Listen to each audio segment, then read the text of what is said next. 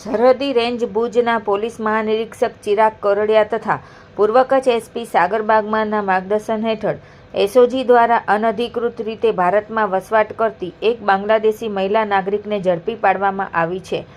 પોલીસે બાતમીના આધારે અંજાર તાલુકાના મેઘપર કુંભાડી વિસ્તારમાં દરોડા દરમિયાન ફરજાના ડોટર ઓફ અબ્દુલ્લા શેખ નામની મહિલા મળી આવી હતી. પ્રાથમિક તપાસમાં મહિલા બાંગ્લાદેશી નાગરિક હોવાનું અને જરૂરી દસ્તાવેજો વિના ભારતમાં ગેરકાયદેસર રીતે વસવાટ કરતી હોવાનું સામે આવ્યું હતું.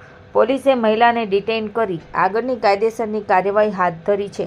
આ કામગીરી એસઓજી ઇન્ચાર્જ પીઆઈ બીવી બોરીસાગરના માર્ગદર્શન હેઠળ ASI Ashokkumar Jumabhai, ASI Virendra Ratanlal, ASI Ashishkumar Mahendrarai, ASI Vanrajsinh Juvansinh, UHC Vishwajitsinh Bharatsinh, WHC Indraben Ruparam, PC Sunilkumar Ramjibhai તેમજ એસઓજી સ્ટાફ દ્વારા કરવામાં આવી હતી.